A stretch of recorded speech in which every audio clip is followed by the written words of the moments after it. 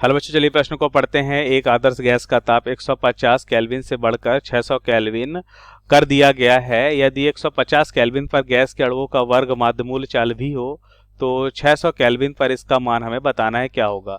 अब इस प्रश्न को समझने के लिए सबसे पहले हम प्रश्न की मुख्य अवधारणा को समझेंगे। तो हम यहाँ पे लिखते हैं मुख्य अवधारणा।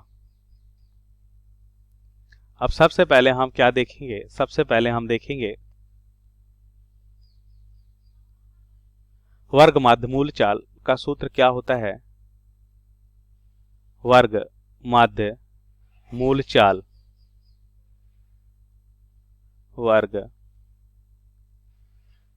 माध्य मूल चाल, जिसे हम लिखते हैं बी आर एम एस से। बी आर एम एस बराबर क्या हो जाएगा, यह होता है √3RT/m।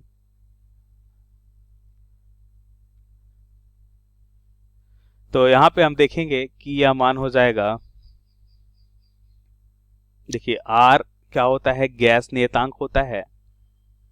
गैस नियतांक सभी आदर्श गैस के लिए समान होता है। टी होता है यहाँ पे परमताप, जो हमेशा किस में होता है, केल्विन में। और एम क्या होता है, यह होता है अणुभार। क्या होता है, अणुभार।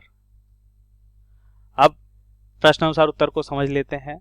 तो यहाँ पे हमें दे रखा है कि आदर्श गैस का ताप जो है 150 से 600 केल्विन कर दिया जाता है। अब गैस समान है, अगर गैस समान है तो अणुभार भी समान रहेगा। आर सभी आदर्श गैस के लिए समान होता है। तो यहाँ पे हम उत्तर में देखेंगे कि जो बी आर एम एस है वो क्या हो जाएगा। देखिए पहले हम बी आर एम एस, जैसा कि मुख्य अवधारणा में हमने देखा कि इसका मान क्या होता है, 3RT/m होता है। अब दिए गए स्थिति के लिए हम क्या देखेंगे, आर और एम समान रहेगा। आर तो सभी गैस के लिए समान होता है, एम भी समान रहेगा। तो ये किस पे निर्भर करता है, B R M S. B R M S जो वर्ग माध्यमूल चाल है, यह निर्भर कर रहा है √T पे। तो यहाँ से हम लिख सकते हैं बी आर एम एस। अब अलग अलग ताप पे हम देखेंगे। पहली स्थिति के लिए 1 और बी आर एम एस, दूसरी स्थिति के लिए 2 लिख लेते हैं।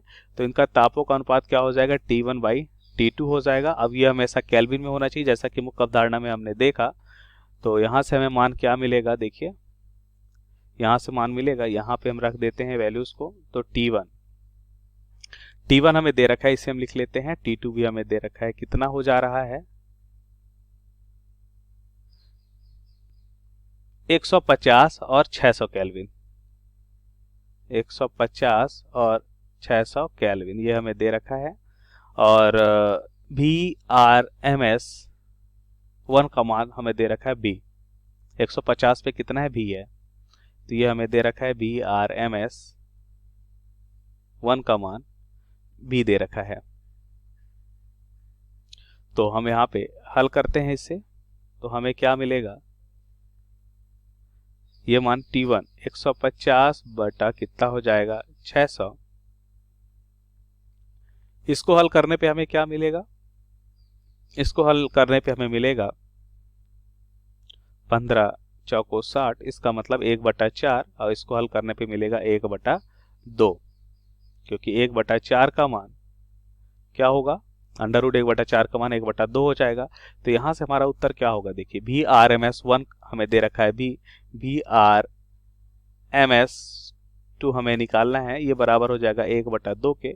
इस तरह से बी आर एम एस 2 बराबर क्या हो जाएगा, 2 भी। तो ये हमारे प्रश्न का सही उत्तर हो जाएगा। आशा करते हैं आपको समझ आया होगा। धन्यवाद।